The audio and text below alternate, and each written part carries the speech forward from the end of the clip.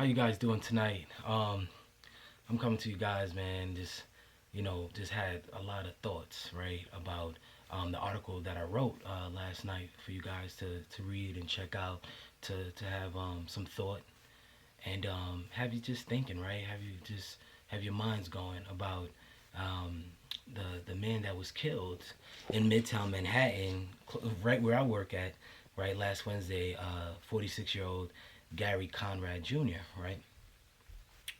So the story it kind of started like about 8:30 last week Wednesday.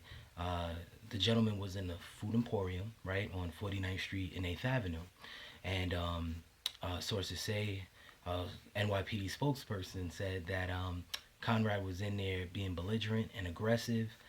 He was trying to buy beer, and he was, just coming at the cashier. He was just like, harassing her and damn near try to attack her, right?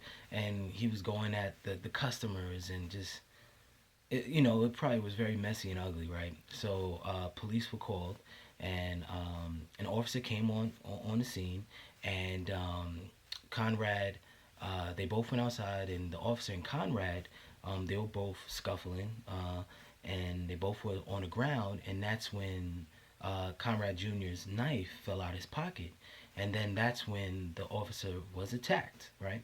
And obviously, when he was attacked, other police came on the scene as well, and they told Conrad Jr., "Hey, demanding him, numerous of times, put the knife down, right?" And just before I go onto what happened next, I just want to bring this point up to you guys, and you guys may agree to it, attest to this, and we can have that healthy discussion. I have a few friends that I spoke to about this, and it was like, I don't think that the police should have killed him. They could have shot him in the leg, right? Why did you have to kill the guy, right? Because we don't know if he was shot in the chest or the head. Because there was a woman that lives in a close building. She's seen the scene from her window, and she heard the gunshots, and she's seen a man on the ground, either with a blood coming from his head or his body, his torso, right? So listen, police have a duty. They have a job to do, right? And they have to protect themselves as well. So if I'm hearing about somebody attacking them with a knife, I mean, yeah, you got a gun, they got a knife. So people are like, nothing can happen. Yes, something can. You have a split second, right? That fast to make a decision on what you're gonna do. I mean, 9 shots, is that excessive? Yeah, right. I don't want to hear 9 shots, but I don't know. I wasn't there.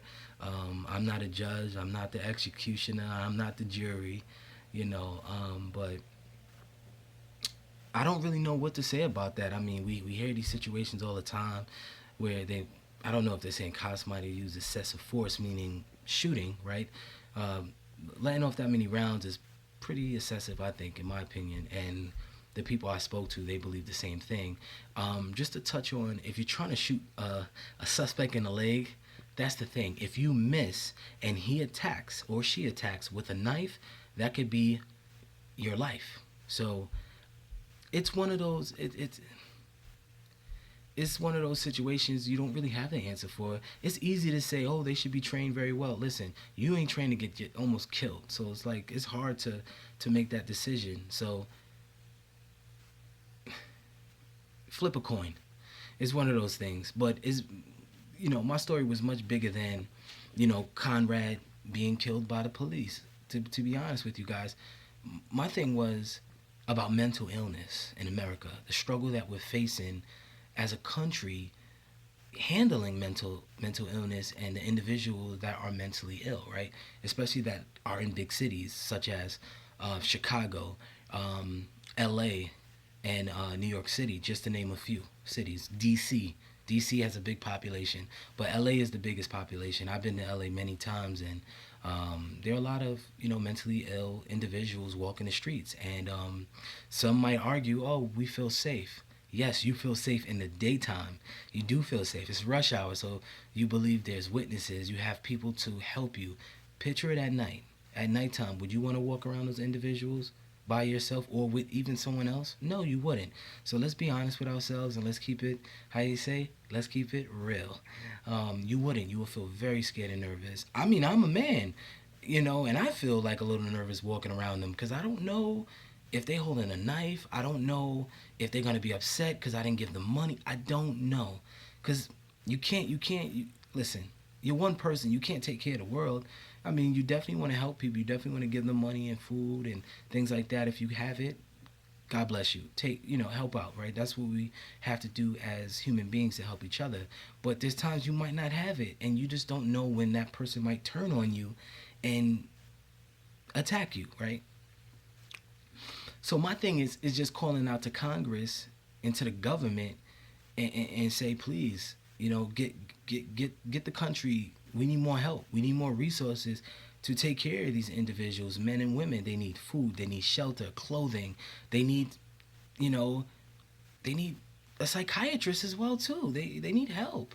They need someone that's going to sit with them and help them with their emotional problems, not just popping pills, right? Because this is the country. Our country is full of pills. This is the drug era, right? This is the legal drug era. Popping pills and everything will be all right. That's how we medicate each other. That's how we medicate ourselves. But come on, it's bigger than that. So Congress, please, we need more resources. We need more help. We need to take care of our people. It doesn't matter if you're black, white, Asian, Hispanic, Indian, or West Indian, Cherokee Indian. So let's do that. Because I'm gonna tell you, other countries out there, they're laughing at America. They're laughing at us.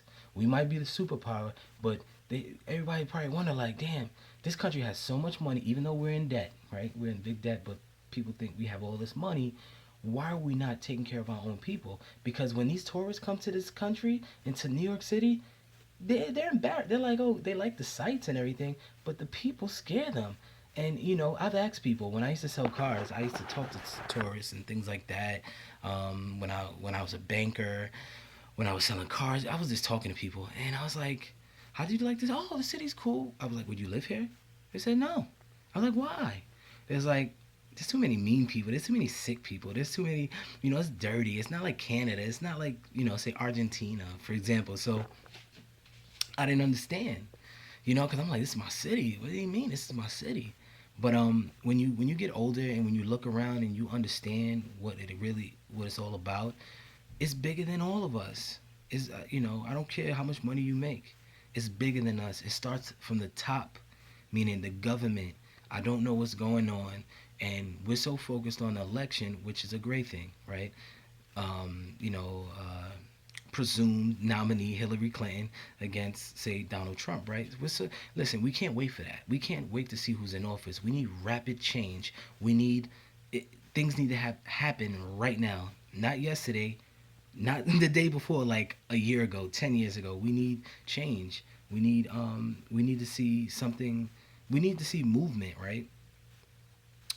From our politicians. We're busy talking about, what is it, lying Ted and all this other rhetoric that comes out of people's mouths and Donald Trump.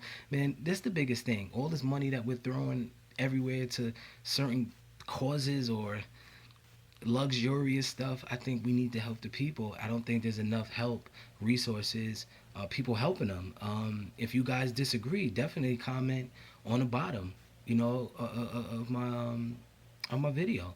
I would love to hear what you guys have to say.